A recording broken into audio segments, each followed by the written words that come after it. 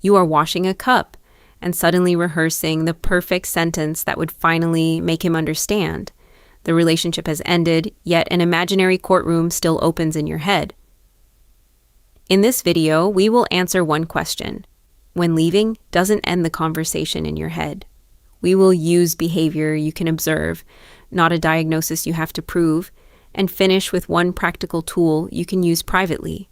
Stay with the sequence rather than judging your reaction.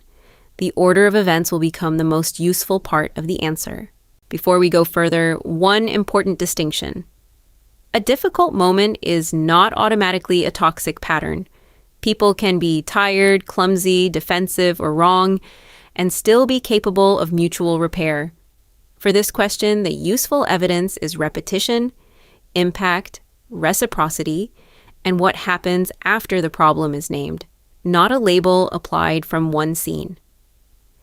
That nuance matters because clarity should widen your choices, not pressure you into a label or a decision before you feel ready. The central pattern is this. Rumination tries to create certainty and justice by repeating a conversation whose outcome you can no longer control. That definition keeps the focus on what can be observed. You do not need access to another person's secret intention. You can compare the rule, the consequence, the repair, and the amount of freedom that remains afterward. When a definition is behavior-based, you can test it against ordinary Tuesdays instead of waiting for one dramatic scene to prove everything. Your mind improves an old argument because it believes one better explanation could change the ending, even when the original pattern was not a shortage of information. The important detail is the sequence. What happened first? What response followed? What did you change next to prevent another reaction? A sequence turns a vague feeling into information you can examine without attacking yourself. Also record the cost. Lost time, canceled plans, changed clothing, hidden opinions, restricted money, or the energy required to restore calm. Why is this so confusing? Because moments of care can be real while the overall pattern is still harmful. Relief can soften the memory of the consequence, and one beautiful evening can make you question 10 smaller contractions. Hold both truths. Warmth may have existed, and your freedom may still have been shrinking. This is why a compassionate review holds the loving memories and the harmful evidence without using either one to erase the other. Use the fact, need, and choice filter. What fact is established? What need remains unmet? And what decision is available to you today? Write the answers as facts rather than conclusions. Instead of, "He never respects me," record the exact request, the response, the length of the consequence, and what happened the next time. Specificity protects you from both minimization and overstatement. If your memory is uncertain, use approximate dates, homes, jobs, holidays, or messages. A useful timeline does not require courtroom precision. You may also replay the good moments, searching for the exact point where a different choice could have saved the version of the relationship you hoped for.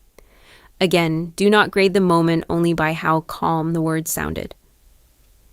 A quiet consequence can shape behavior as strongly as a shouted command when it repeatedly teaches you which choices are too expensive. Then ask whether the same standard applied in reverse, because reciprocity often exposes what polished language is trying to hide. Do not evaluate this pattern using only the most dramatic memory. Compare it across 3 ordinary contexts: a plan, a disappointment, and a moment when one person needed space. The definition, rumination, tries to create certainty and justice by repeating a conversation whose outcome you can no longer control, becomes clearer when the evidence includes quiet days as well as crises. The practical difference is agency. After conflict, are 2 people still allowed to make choices, seek support, and keep a separate inner life? Use the fact, need, and choice filter. What fact is established, what need remains unmet, and what decision is available to you today? Apply the same questions to 2 different examples, including one that feels ambiguous. A useful test should help you see nuance. It should not force every memory into the same conclusion. These questions are intentionally simple, so you can return to them when emotion, charm, or guilt starts changing the frame again. Add one repair question to the page. After the issue was named, what became measurably different the next time? Relief can end an argument. Repair changes the next comparable moment. If the language improved but the cost returned, record the cost. Measure the repaired behavior over time, especially when nobody is watching and there is no immediate threat of losing the relationship. Notice what your body does while you review this specific pattern. Tight shoulders, rehearsed explanations, or an urge to minimize our information, not a diagnosis and not a command. Pair the signal with the facts in front of you, then slow the decision down enough to keep both in view. You can respect the signal without obeying its first interpretation. Your body supplies information, and the wider pattern supplies context. Give the loop 10 written minutes. Record the argument once, underline the new information, then move any repeated sentence into a column called Already Known. Keep the record somewhere private and safe. The goal is not to create a perfect case against someone. It is to give your own memory stable edges, especially if repeated arguments have trained you to abandon your first observation. A written sequence also helps a trusted supporter understand what is happening without requiring you to explain the entire relationship at once. Choose one next step small enough to survive emotion. It might be one concise boundary, one delayed reply, one financial check, one night of sleep before a decision, or one conversation with a trusted person. Agency grows through usable steps, not dramatic promises to never struggle again. Small actions are not weakness. They reduce overwhelm, create new evidence, and make the next decision more available to the version of you living now. Do not confront someone simply to test a pattern if you fear retaliation, stalking, financial restriction, or violence. Safety can mean quiet planning. A local domestic abuse service, therapist, legal advisor, or trusted person can help you match the next step to the actual level of risk.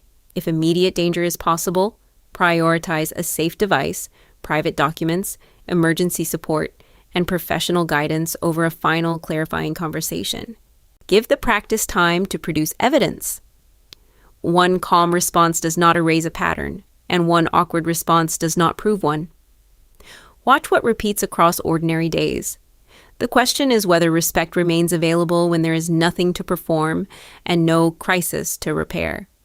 Consistency is quiet evidence. It appears in repeated choices, not only in promises made during fear, reunion, or the threat of consequences. Healing does not require never thinking about him. It means the thought can arrive without taking over the next hour or demanding another imaginary trial. Green flags are not perfection. They are observable protections for dignity, accountability, mutual rules, room for separate needs and change that lasts longer than the conversation that produced it. Look for whether both people can be disappointed and still protect each other's dignity, access to support, and right to make an independent decision. If your notes show a messy mix, you are allowed to move slowly. Circle the pattern affecting your freedom most and write 3 recent examples. Tell one trustworthy person the plain version without defending the other person or attacking yourself. Clarity does not require a courtroom. It requires a stable reference point. If shame appears, replace, "Why did I allow this?" with, "What information and support do I have now that I did not have then?" You may never receive the final admission. You can still give yourself a final reference point built from facts, needs, and choices that belong to you. Return to the opening moment and ask what you know now that you did not name then. The page cannot make the decision for you, but it can return the decision to you. When you are ready, the free Quiet Red Flag checklist is in the bio and channel links for a gentle private review. You do not owe anyone a diagnosis, a public case, or instant forgiveness in order to take the effect on your life seriously.